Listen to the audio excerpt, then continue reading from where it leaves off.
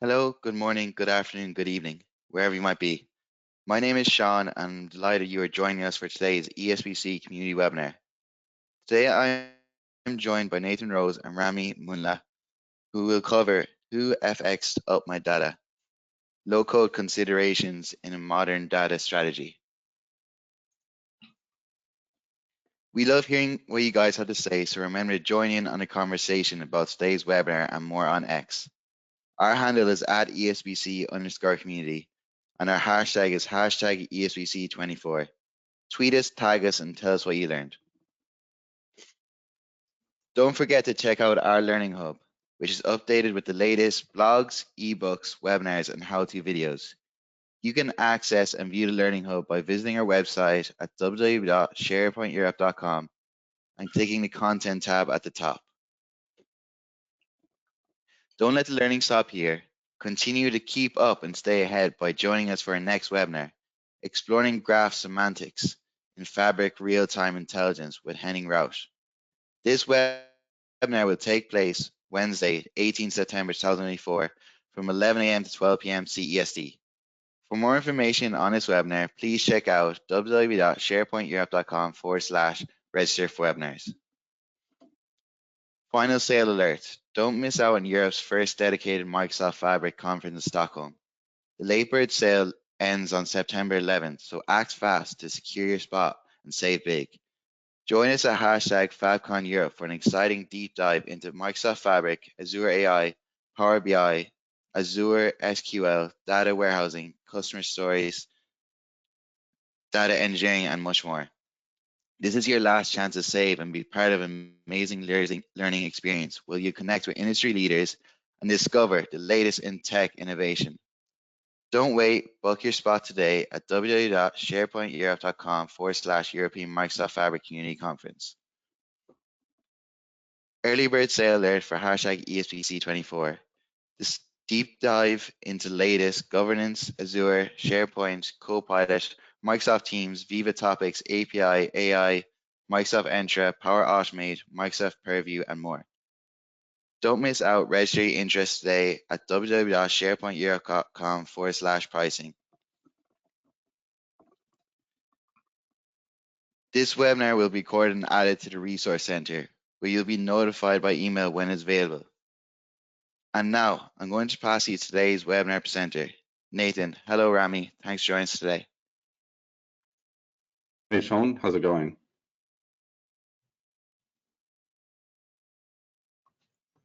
Nathan? Yep. Yeah. How are things? All right, hang on. I just need to.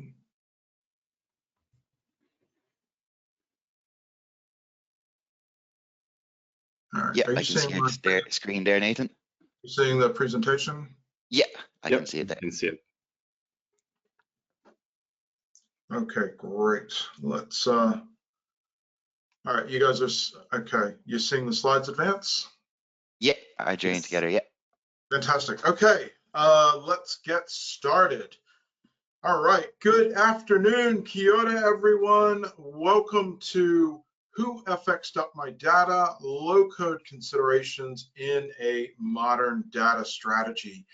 Rami and I are incredibly excited to have this opportunity to share this with you all today. This is a new session from us. We're taking a look at our love language, Microsoft's PowerFX, from a slightly different camera angle through the lens of enterprise data. So we are thrilled to have this opportunity to present to you today.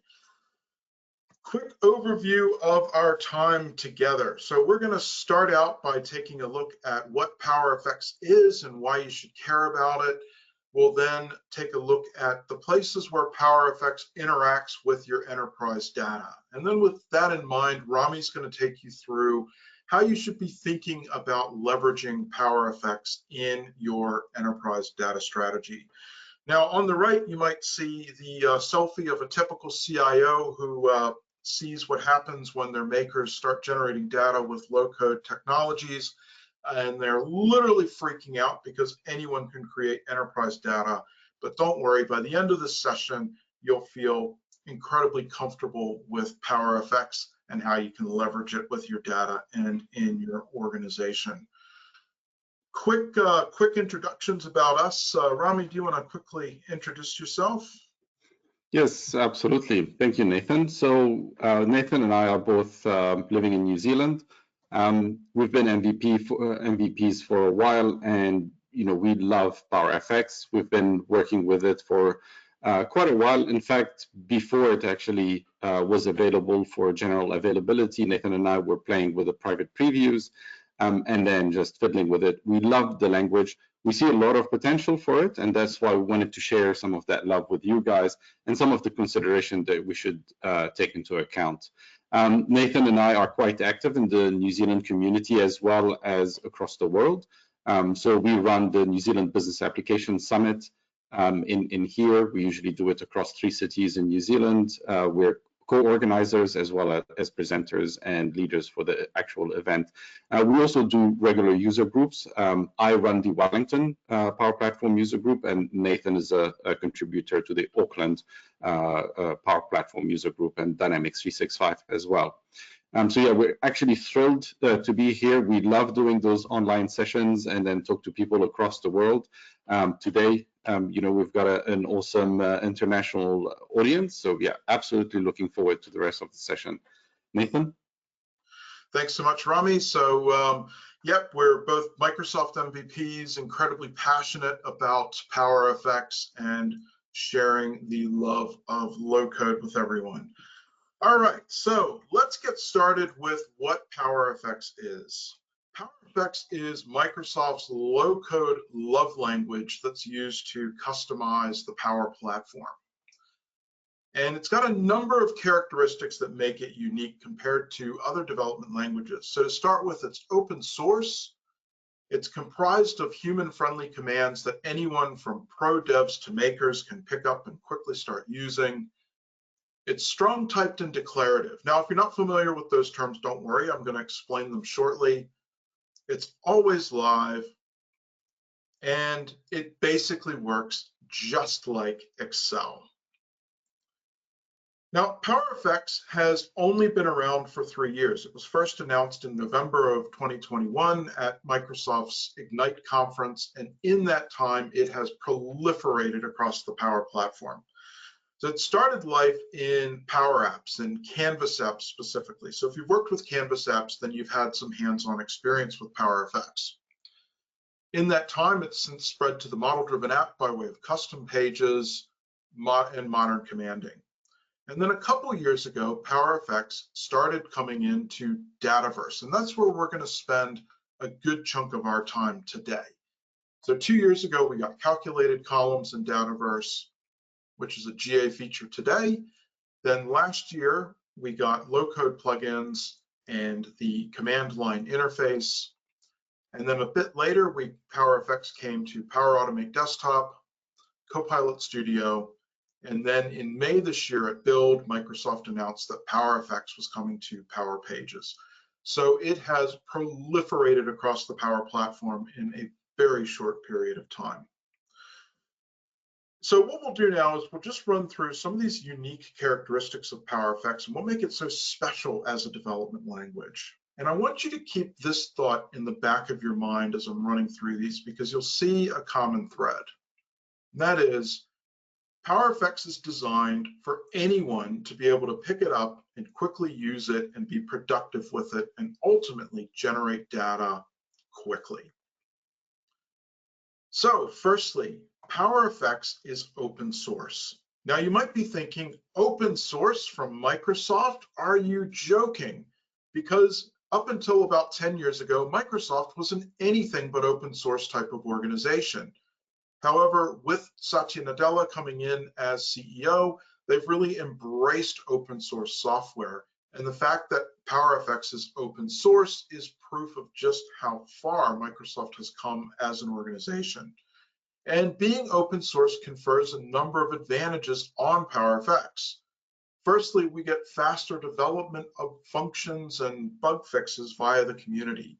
You can go to the PowerFX repo on GitHub, interact with the development team, suggest features, and submit bugs to the development team. So you can interact with them, and that helps speed up development of the language. And you can create your own functions in PowerFX as well. And in a few minutes, we'll get into where that might cause some issues with your enterprise data, but it's still very cool that you can do that. But basically, as Linus Torvald, the creator of Linux, once said, given enough eyeballs, all bugs are shallow. And the fact that PowerFX is open source means that it benefits from this effect. The next thing we'll talk about is that PowerFX is strong typed. Now, if you don't come from a development background, this might be a new concept to you. But basically, PowerFX has the guardrails and training wheels built into it to ensure that easily addressable issues are headed off during development and they don't crop up at runtime. Now, a common example of this would be mismatched data types. In more weakly typed traditional development languages, as long as your grammar and syntax are correct, you can generally compile and run the code. However, that means that you'll either get a nasty error at runtime or a result that you don't expect. Say, for example, you have a number 1 formatted as a number and a number 1 formatted as text. PowerFX isn't going to let you run that. It's going to say that you can't do that. However, a more weakly typed language would potentially let you run that code and either get an error or a concatenation instead of adding those together to give you the 2 that you expect. And so PowerFX puts these guardrails and training wheels in place to address these errors before runtime. The next thing is that PowerFX is declarative. Again, if you don't come from a software development background, this might be a new concept to you, but basically software development languages can either be imperative or declarative. Now, your imperative languages are your more traditional development languages, such as C#. And the way imperative languages work is that when you want it to do something, you need to give it the steps to give you what you want. So say, for example, we want a cheeseburger. We would like a Big Mac. We can't just ask for the Big Mac in an imperative language. We need to give it the recipe. 2 beef patties, special sauce and cheese, all on a sesame seed bun. That's how we would get a Big Mac in an imperative development language. However, in a declarative language, such as PowerFX, we don't need to do that. We simply roll up to the drive-thru and ask for the Big Mac. How that Big Mac is made in the background is not our problem. We just ask for the function that we need and we go on with our day. So again, all designed to be very quick and easy for someone to pick up and start working with. And lastly, PowerFX is always live. Unlike traditional software development languages, you don't need to write the code, compile the code, and then run the code. It is incrementally compiling as you write your expressions, and so you can see in near real time what your expressions are doing and how they're creating data. So it basically works like an Excel spreadsheet. You can see the impact of your expressions as soon as you create them, or when the data inputs change, you can see what happens in near real time. So all very designed to be very easy for a developer, for a maker, or a newbie to pick it up and start working with immediately. But of course, what this ends up meaning for your data estate is that we can now generate data and more data and more data all across our enterprise, which can lead to some very happy makers and some very frightened CIOs as they suddenly realize we've got all this data being created because we've made it so easy with this Excel type functionality.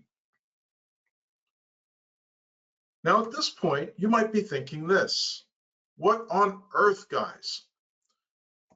We switched from Excel spreadsheets to Dataverse because you advised us to do it. You said that we shouldn't use Excel for our business applications, and so we went through the pain, we put everything into Dataverse, and now you're telling me that my enterprise data works just like Excel. Well, before you completely freak out, let me take you through a few examples to show you what PowerFX can do with your enterprise data. And then Rami will talk about how you can use these unique characteristics of PowerFX to leverage it into your enterprise data strategy. So the first thing we'll talk about is PowerFX formula columns. This is a feature that's generally available today. It came out about 2 years ago.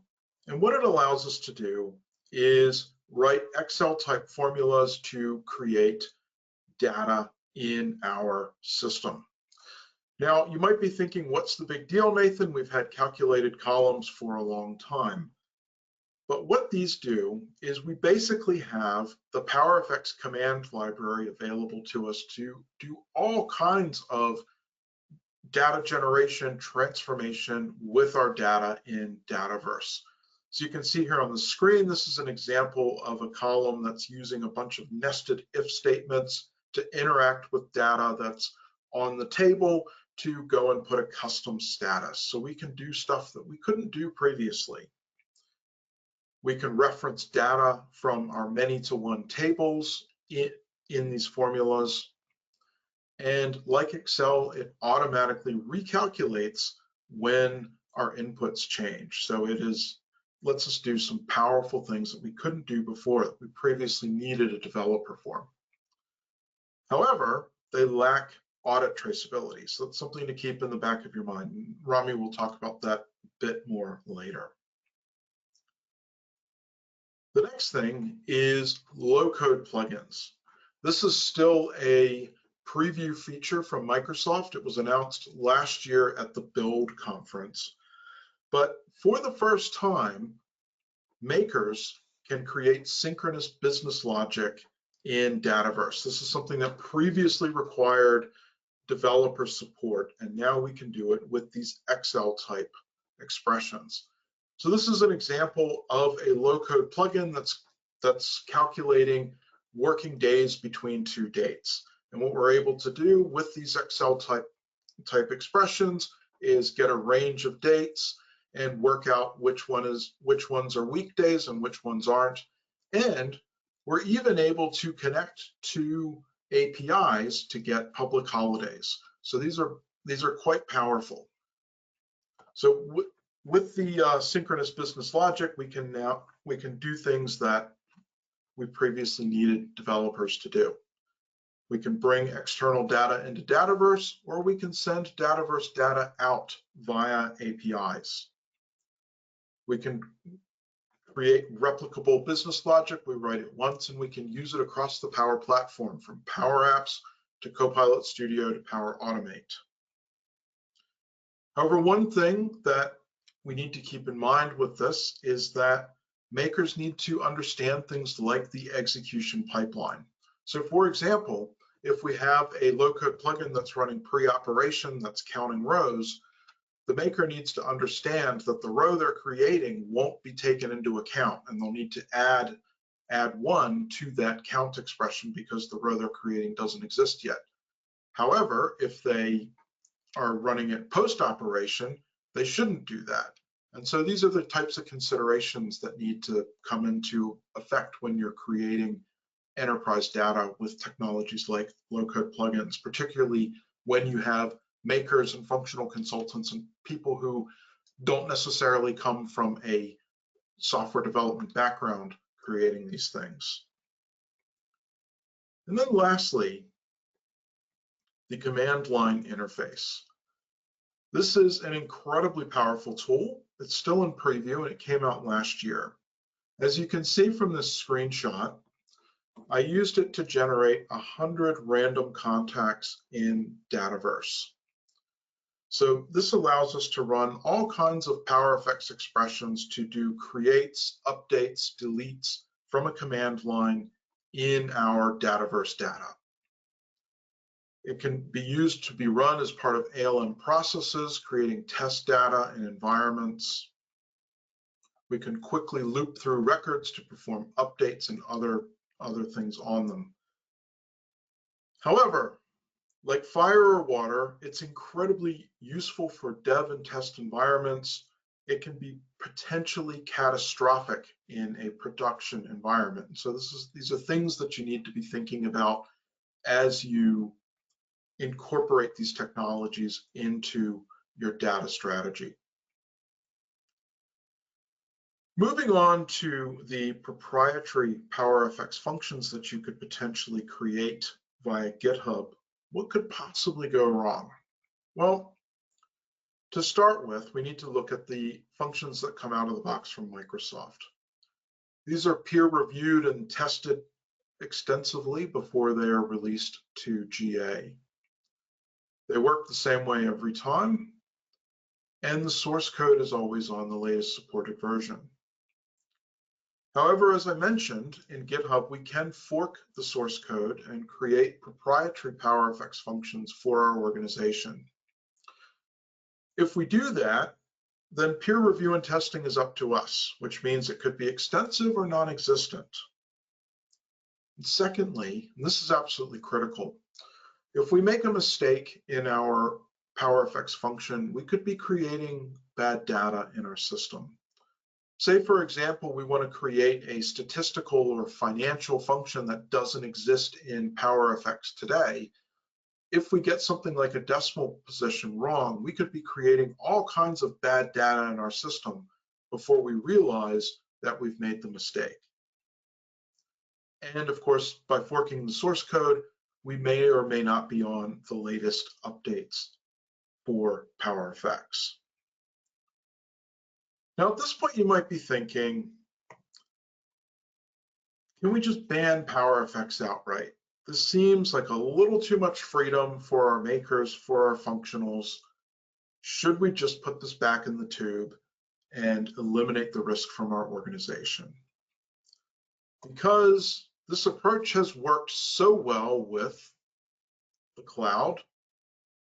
Oh, wait, mobile, no. Generative AI, well, we're hopeful. But the point is, PowerFX is expanding and growing across the data estate in the Power Platform. It's something that your makers, your functionals, and even your pro devs will be working with.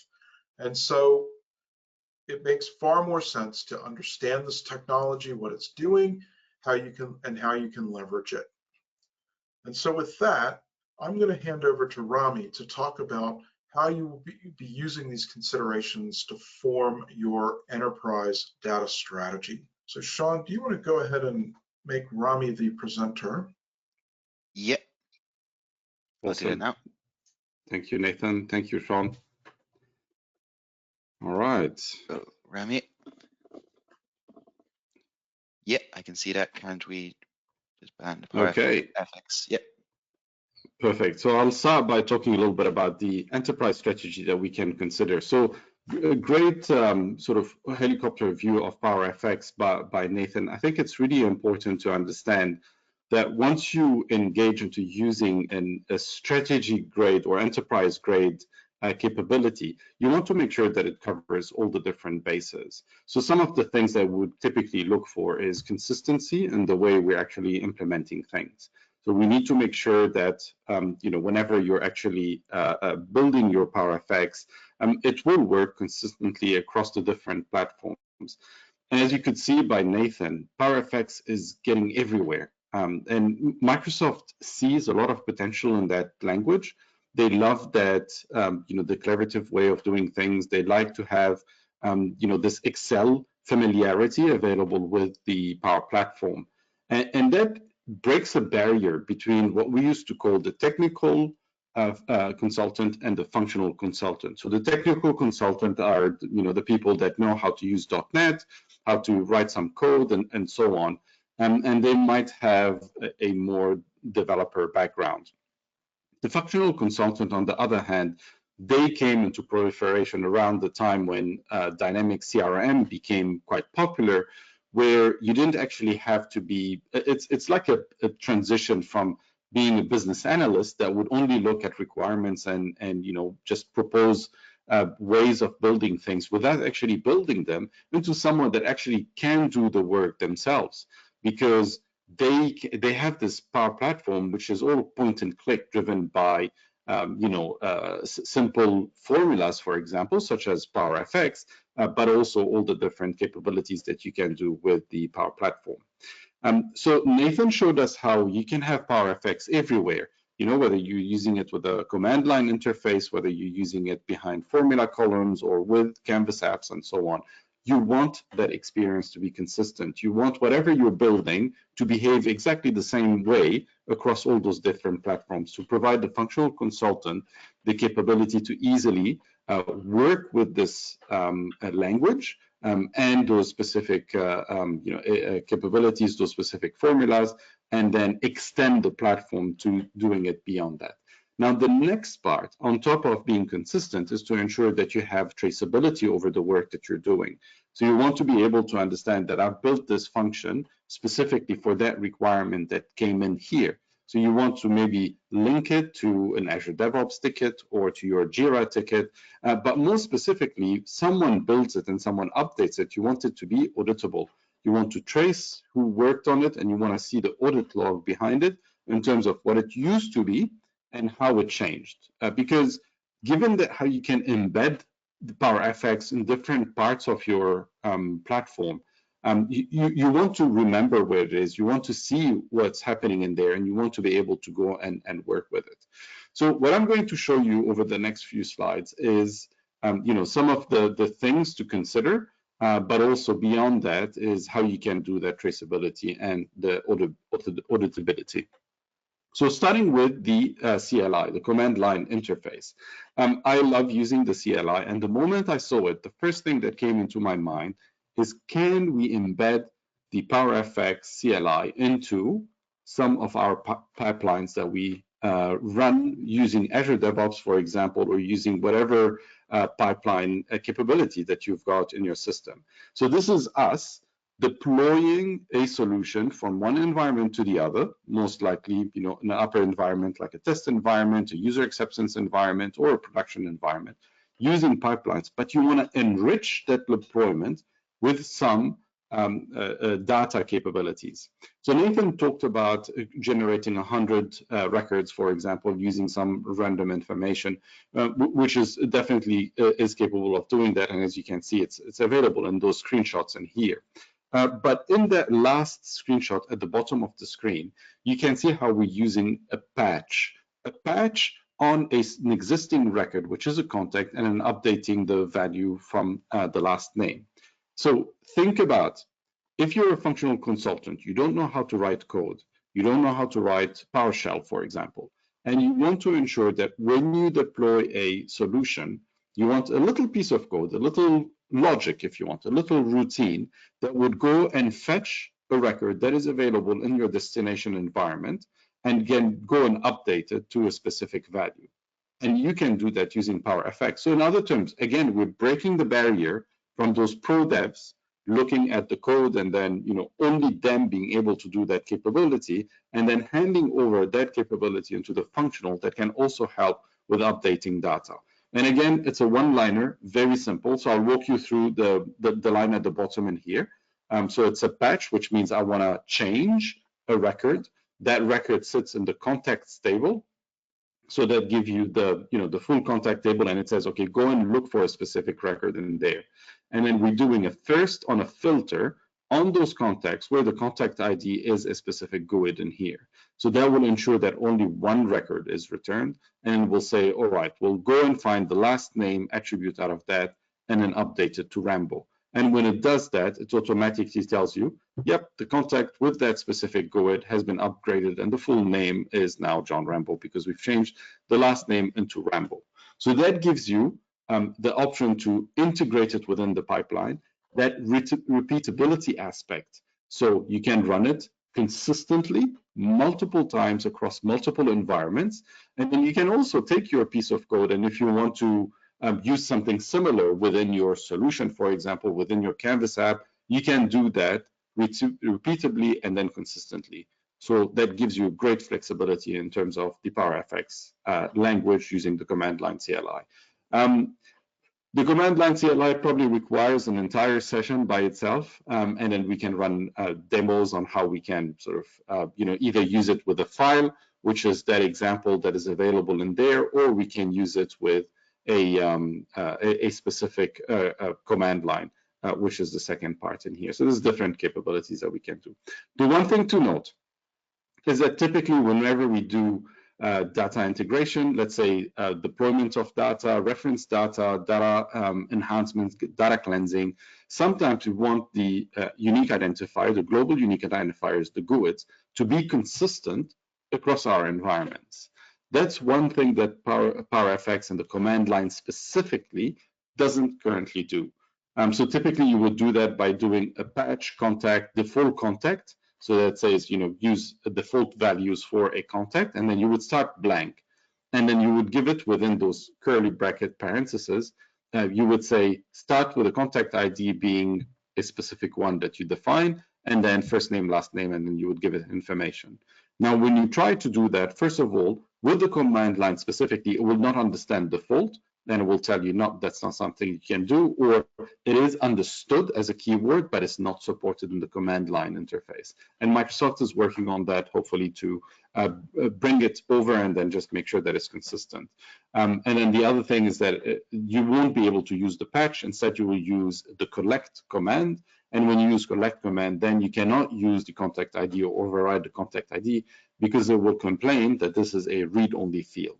So those are things to consider when using the CLI, like what can I use it for? Yes, you can do your own commands the way you would do with PowerShell. Yes, you can write a script and run that script, using PowerFX run with the CLI. But the things to consider in terms of what are its downfalls and what are the things, the gotchas that you have to know about. Cool. Moving on from the CLI, then I'm going to explore a little bit on the formula columns. So Nathan was showing us how formula columns work. What you have on your screenshot on the right-hand side is a normal column. So this is just a single line of text column. It's not a formula column. And you will notice that at the bottom of it, there is this little tick box that says enable for auditing. So in other terms, any information that is stored into that specific attribute, into that specific field, will be audited. So if someone makes a change, you can see the old value, the new value, who made the change, and at what time did that change take place. However, if you're creating a formula column, you will notice that it doesn't have that tick box available. So you won't be able to audit it. And that could be a problem because then when you're actually doing your auditing and you're having a look at what happened in there, you will notice that it's actually not taking into consideration that specific field because it doesn't have auditing capabilities.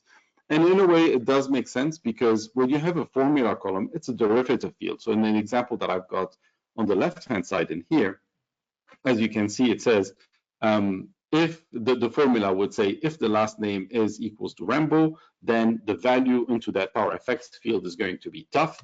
Then if you're not Rambo, then it's going to be weak. Very simple, very straightforward, but it's derived. So you can easily calculate it into your auditing or guess what it is because it's dependent on the last name coming in as Rambo. So that's something to consider, that once you have the PowerFX formula columns, then they're not audited and they may cause you issues. But then the question becomes, all right, well, if they are derived fields, then how about if I use the OData endpoint, the REST APIs for Dynamics, and try to retrieve this information? Am I going to be able to see it? And the answer is yes. So this specific formula was called, or this specific attribute was called ram_PowerFX. And as you can see in here in my query, I say, okay, give me all the contacts, the top 5 contacts, and give me the last name or the full name, and then give me that PowerFX column. And then it is returning it in there. So you will be able to see it part of your REST APIs. But then your data goes beyond that. So we looked at the forms. What does it look like on the forms? We looked at behind the scenes, the auditing, if you want. We looked at the REST API and whether it's available. Given that it's available in the REST API, then you can almost guarantee that it will also be available if you're doing a fetch XML query or if you're putting it into a view or different areas. So that will be there. But then The other place, or the third place where you can actually see this information, is when you export it out of Dynamics 365 into a separate environment, out of Dataverse specifically into a separate environment. And that comes with the link to Synapse. So this capability has been out for a period of time. It's evolved over the years. I think it used to be called DES, Data Export Services, and then they changed it into link to Synapse, or the export to data lake capability. And it's a very cool feature. If you haven't used it, I would strongly recommend that you give it a go. So you basically go into that area, into your maker experience, which is called Azure Synapse Link. And then you can see the environment that you've got with all the different tables that are in there. And you can click on Manage Tables, select the table that you want to export, and then there's a bit of configuration where you have to tell it where it goes into Azure. But it's very simple. You just tick that little box that says tick that table, and then it generates a comma-separated record on the data lake side. And then you can use it for advanced reporting using Fabric and some of the other capabilities available in the platform. Now, when you select the table, you don't get the choice to filter out the attributes. You might think that this is a good approach or a bad approach.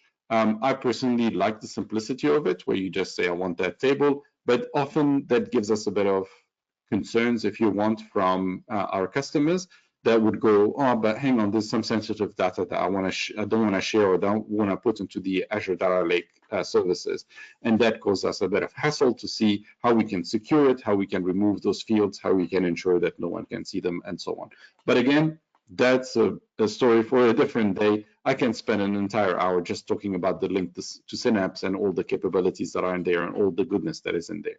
But one thing that I wanted to show you, part of this presentation, is when you tick that box and you say, I want this information to be exported, what happens? Would you be able to see this Power Effects column? And yes, you will be able to see it. So as you can see in here, this is an example of a record. So the way it actually works is that it actually takes the information. So depending on how you set it up, it could be incremental. So it could be creating one record every time you update the value or update a record. So it creates a ledger rather than one row in there that is being updated constantly, or it can actually go and update it. And yes, it does show as weak and tough. They will be available in your export to Synapse. Right, so let's talk a little bit about source code management. So we talked about the user interface. Where can I see those fields? Is it consistent? Do we get everything that we need in there? All good. Now let's have a look at that traceability and auditability aspect from a source code perspective. So again, this is some of the enterprise capabilities that you would expect. As people are going and changing the solution, you want accountability. You want to be able to see who made that change and then link it to some capability and understand why was it made. You also want a way to do peer reviews. So typically what we would do is that we will export our solution into source control. We would extract it so that it has different fragments, so not just the zip file, but it will have all the different XML fragments, sometimes some YAML fragments. YAML is becoming very popular nowadays in terms of structure of your files and how you want to see things in there. And once we put it into source control, we want to be able to see what has been changed. We want to be able to do a difference between the old version and the new version. And you want someone, a peer reviewer, for example, to review the code that was done and to give some feedback and say, yep, I'm happy with that, or no, that doesn't look good. So let's go under the hood and let's have a look at what does it look like for each one of those capabilities that we discussed. The first one being the Power Effects column. Cool. So within our source code, this is what a solution extracted into your environment, extracted into a local environment on your machine would look like, all the different fragments.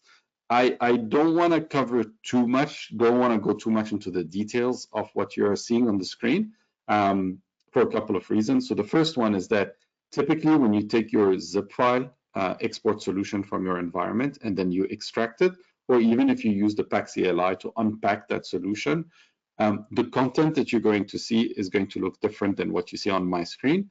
What you see on the screen is actually something that was announced at Build earlier this year, which is again the PaxCLI capability to download that solution, or more specifically, actually, not PaxCLI. This is a native integration between Dataverse and Git, or the Git capability, or Azure DevOps, where it will take your solution and extract it in a specific format and allow you to look into the content of that and then work on it. I've been involved in the private preview since it started earlier this year. I don't want to cover too much into the details. That has been shown to the public. It is under NDA, but it has been shown to the public in the Build conference. So hopefully, and it's been announced multiple times. So that's why I just want to cover it at a very high level. But basically, it links that clone, if you want, of your solution into your Azure DevOps, and it allows you to inspect all the different elements that are in that solution. This one specifically is the PowerFX column. So you can see that the type is set to nvarchar, which is basically a line of text with a specific length. The source type is number 3. So that's probably a hint that it's a PowerFX column. And then it extracts the actual formula into a separate .yaml file. That YAML file, does not exist yet, so that's something that Microsoft is working on to ensure that it is there. But I really love that design, because that means that anything that is formula related will be in a separate file. And given that it's in a separate file, next time you update it, you're not going to get what we call noisy diffs. So this schema in here will remain the same. Let's say you change the length, or you change, some attribute value or metadata associated with that attribute. It's not gonna, it's going to update this one. But if you haven't done any changes part of that screen, then the only change is only in your PowerFX formula. Then you will only see the PowerFX changes in that separate file, and you won't see any changes into that content in here, because this is more driven towards the metadata of that attribute. So you don't want those noisy diffs. So this is one way, the PowerFX formula. Now the next one is the local plugin. So let's have a look at how that is exported into Azure DevOps. And as you can see in here, it has the same pattern.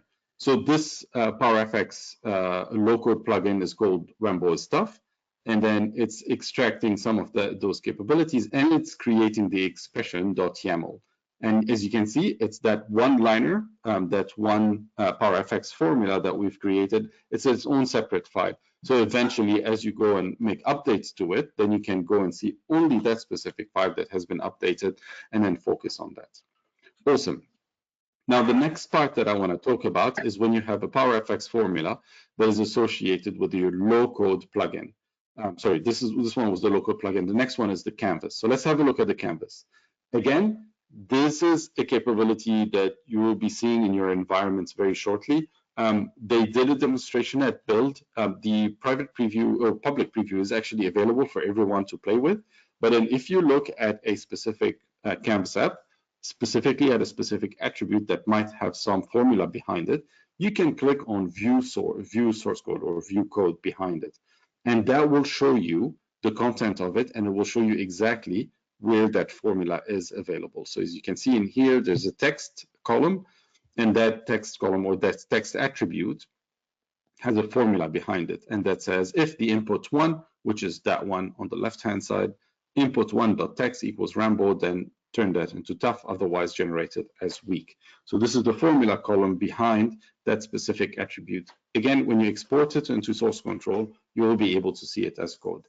Again, this is a public preview that is available for everyone to play with. Think about it not just from a maker experience, but also when you export your solution. And watch that space. They are working on, typically when we export a Canvas app, we export it as an MS app. And within that command line interface, you can extract that into smaller YAML fragments. They're making that native, the YAML export of that solution, which makes more sense. Like what does an MS app serve us? It doesn't help us with anything, but we're more interested in the source code behind it so that when we export it into our environment, then we can see everything that is in there. So this is all the content that I wanted to share. We do have a little bit of time. So what I'm going to do right now is maybe quickly jump into my environment and then share my screen. So I'm going to open an instance that I have. So hopefully you guys can see that right now. Yeah, I can see Power Apps. Yeah. Okay, perfect. So this is the maker experience. So what I started with is I went to make.powerapps.com, and then I went into a specific solution, which is called third solution. And I can see that I've got that Canvas app available in there. So what I'm going to do is click on edit and then open in a new tab. That's going to then open that editing experience. So now we go into the Canvas Studio, the Power Apps Studio, which will allow us to go and author that Canvas app. And we'll be able to see what's available behind the scenes in there and what are the different options that we've got. So in here, you will be able, on the left-hand side when it loads, you'll be able to see all the attributes that you want. We will be able to change the formulas behind those attributes, but also straight how we can, click on one of those attributes and then go all the way down into the view code and what does that look like. And ideally, so the way they've done the demo is that they've allowed people to actually go and copy and paste those YAML fragments. And that's the whole purpose on why it was introduced, is that, as you can see in here, we've got an input one, that's input one. We've got input two, that's input two. Input one has a text rainbow, and that's why input two or output is showing the tough text in here. And then basically you go into all the different attributes or the metadata in there, and then you click on text, and then you'll be able to create your PowerFX formula in here. So great stuff. And then you go and click on view code, and then you'll be able to see that output in here. And this is the line of code that we're interested in. So you can copy your code as well if you want to. And that's the good thing, is that when you go back and you, like, let's say you're on your screen, and then in this case, you can start pasting stuff. And then when you do that, then it can recreate that fragment or recreate that specific element. But again, the idea behind it is that we would go beyond the solution in here, and then we'll also be able to have a look at it in source code in the integration. So just to quickly show you how that works. So again, I'm back on my maker experience, and then I go all the way on the left-hand side, and there's a new icon in here that says source control. When I click on that, it's going to tell me that I can actually navigate to my Azure DevOps, and then any change that I'm making into my solution is going to appear in here. So obviously this one I haven't committed that for a while, and it does have quite a few changes that I've introduced part of my solution. So it will show you the staging elements if you want. And then once you're ready, then you click on commit, and then it will take this information all the way back into Azure DevOps. Great stuff. Watch out for it. It's going to be hopefully you'll hear an announcement at the Power Platform Conference in Vegas. So keep an eye on that, on all the announcements, and see what is going to happen with all those capabilities. Right, so moving on. Within that same solution, third solution, I just wanted to show you the PowerFX column that is created in here. So in fact, let's actually maybe start by creating it from scratch. So if I click on new column in here, you will get a few options that are available, and one of them is to select the formula column in here. And all you have to do is just type your formula. And as I mentioned before, under advanced options, and even in this section in here, you cannot see that there is an auditing text box, text tick available. So it's not going to be audited, but it will be available through the REST API, through the export to data lake, and forms, views, and all of that capabilities. So having a look at something that is already created, I click on edit in here. Then you will see that it automatically detected the data type to be single line of text, but a formula version. And then the format is text. You can go and change the format to something slightly different, but most importantly, the formula is available in there. Again, I go into my source code integration. I click on that. I click on commit, and then all of that is going to appear within our Azure DevOps. So this is a view of what Azure DevOps look like, what that solution export is going to look like as well. This is my main branch. And then if you go down onto all the different capabilities, so into entities, context, attributes, this is the RAM PowerFX one that we've created. As you can see, it has a reference to that YAML file available in there. And then if I'm going back and then having a look at the low-code plugin, this is the low-code plugin. So that's the bit that we've showed you before. So as you can see in here, it's actually figuring out that it's related to the context table, it's a custom API, and it has some additional information. But most importantly, the data associated with the formula column is available under expression.yaml, and that's that value in here that we've created. So now that you've got it in Azure DevOps, you create a pull request between one branch to another, you promote into another environment, people can see the changes, they can do a diff between them, and they can go and comment on whether this capability is ready or not. So getting towards the end of our presentation, looking at the summary of what we've done so far. So PowerFX is just happening everywhere. It's proliferating in the Power Platform, and people love it. Again, it breaks that barrier between the pro-code and low-code people. As Scott Duro would say, low-code, pro-code unite, and that's literally what's happening, is that everybody can work on that platform, everybody can extend it. That results into a platform that is more accessible, into a platform that is cheaper to implement, and a platform that makes it easy to have those repeatable capabilities across the wide range of the different parts of the platform. It is enterprise grade because, as we demonstrated, it showed all the different capabilities in terms of the traceability part of things, the repeatability, the consistency, the auditability, and so on. So you'll be able to see that. A few gotchas that we covered part of this presentation, so just be aware of it. So for example, if you're using the PAC CLI, you may find some issues with the GUIDs, but also with the different source code integration where you can do the diffs and all of that capabilities. And yeah, it's very important to understand just the different characteristics, the unique characteristics of that language and its power, some of the gotchas that you need to know about, and then what you can do with it. Nathan, anything else you want to add, part of that closing statement? Yeah, no, I think you've summed it up perfectly, Rami. Yeah, thank you all so much for coming along to our session. As you can tell, we're quite passionate about PowerFX and its capabilities across the Power Platform. And yeah, if there's any questions, we're happy to take those. Yeah, so thank you, Nathan, Rami, for a great presentation demonstration. So now we'll get into questions and answers part. Should you wish to ask a question, please feel free to type it in the questions box now. So our first question today is, will PowerFX ever come to Power Automate Cloud Flows, do you think? I feel like the original PowerFX announcement implied that would be happening at some point, but we still have a separate reference for Power Automate expressions. Great question. There are some rumblings of that in the product group, but nothing concrete at this point.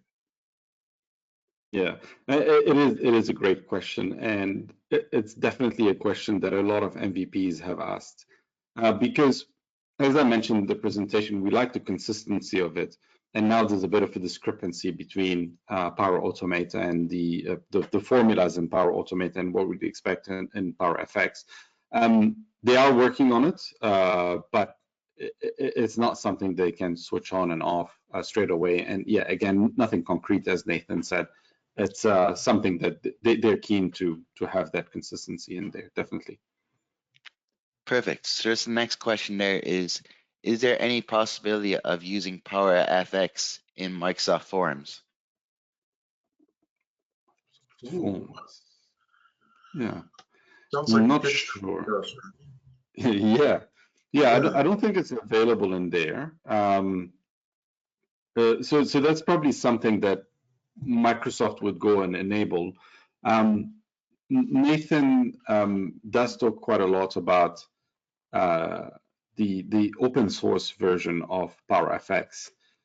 So the idea behind it in there is that anybody can add PowerFX into their solution. Now that solution has to be a custom bespoke solution. It's not something that is an off-the-shelf product where you can inject PowerFX. But for Microsoft Forms, I don't think it's available. Nathan, do you know anything else? No, so I guess there's a couple of ways you could answer that. The consultant in me wants to say it depends. If you are talking about client side cosmetic things like in a Canvas app, then I don't think so. You could probably play around with trying to embed the form in a Canvas app and then using Power Effects that way.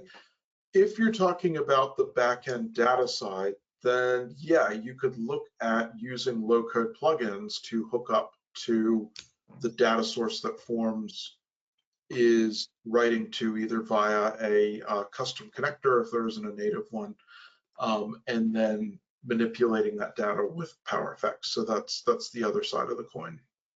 Yeah, that's a great way of looking at it, Nathan. So you would basically leverage some of those different integration points to infuse it, if you want, or enable it in other platforms. Then in that case, the sky's the limit. You can do it anywhere. Yeah. Perfect. So just the next question there is, what AI features or services are currently available for Power FX users, and how can they be leveraged for data-driven decision making? Great question. This is a really good question. Nathan, you give it a try, because I've got a good answer for that. Yeah, I will. Yeah, so I'll babble a bit, and then Rami will rescue me. So what's unique about Power Effects, and something that I didn't mention, is that Power Effects actually has AI at its core. It was built on the GPT 1.0 kernel, and so that's what helps some of the language understanding. So it does actually, it's actually a language that is built for the AI era. There are some co-pilots for Power Effects. So there is one that you can switch on for formula columns to talk to it, to create the formulas for your formula columns, or there is a co-pilot in Canvas apps to create your Power Effects expressions. In terms of the data-driven part of the question, sorry, can you repeat that part of it, Sean? I'll just go over it here again. So what AI features or services are currently available for Power FX users, and how can they be leveraged for data-driven decision making? Right. Yeah. So I guess when it comes to the data-driven decision making, again, I guess nothing AI specific in terms of Power Effects, in terms of the data that it's generating, apart from, yeah, it does have AI at its core. But you can use it to start generating data that you could potentially run a large language model or something over. Yeah, Rami, I don't know what your thoughts are, mate. No, along the same lines. As I was doing my presentation, I was focusing more on showing you how the Power FX formula is separated into its own file.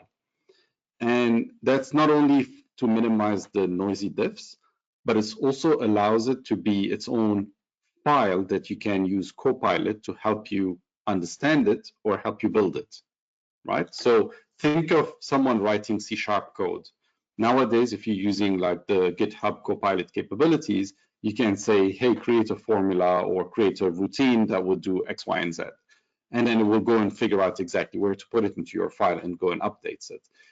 Your file is basically a C# file. It contains code, and it doesn't contain things beyond that, like metadata about your code and things additional to the platform. It's just a single responsibility, a CS file that will tell you exactly what's happening in that piece of code. And that's exactly what they're trying to do with the Power FX formulas, and then extracting them into their own files. So that screenshot that I showed you about Visual Studio Code, where you've got just a one filer that has all the Power FX formula associated with it, that can easily be infused with the Copilot capabilities using Visual Studio, where you would say, hey, I've got a formula in here, and we know, like, being formula-like, things can sometimes, if it gets quite long, it can be difficult to trace and understand how it works. So you can say, hey, Copilot, can you explain to me how that formula works? Or, hey, Copilot, can you change that formula to do X, Y, and Z? Or, hey, Copilot, can you build a formula for me that would do something specific. And then this is where you can inject and infuse that AI capabilities within your platform. Now, once this is done, you treat it the same way that you would treat any code. Think about the capabilities beyond that.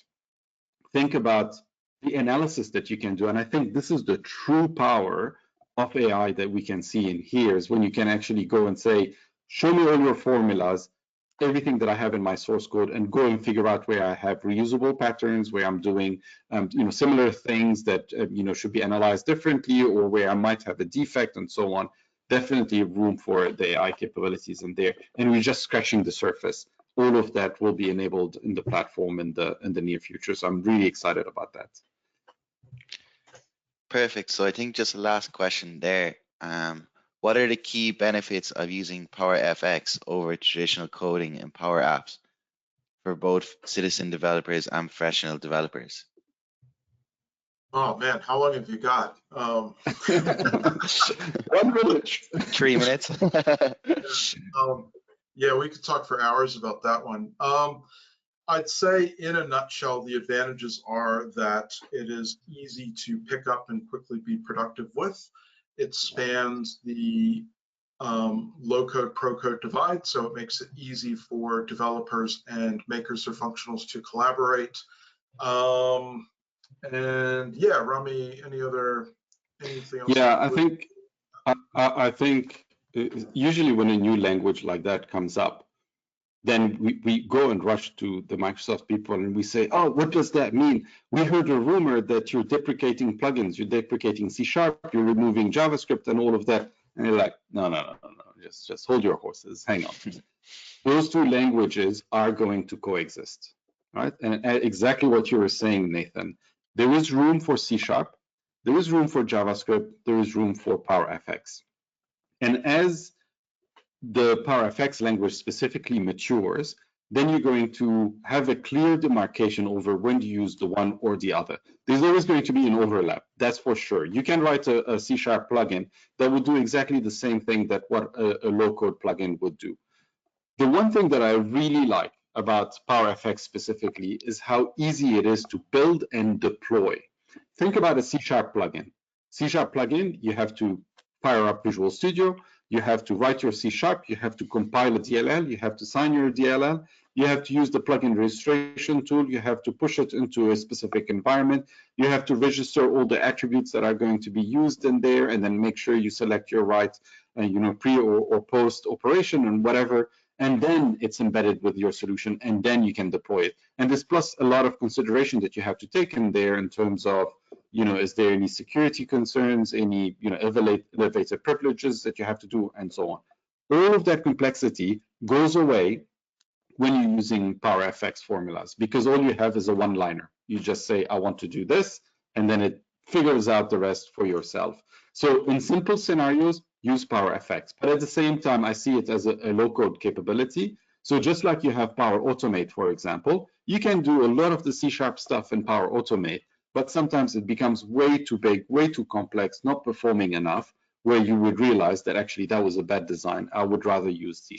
So they will coexist, and they will have their niche, their different capabilities on when to use the one or the other.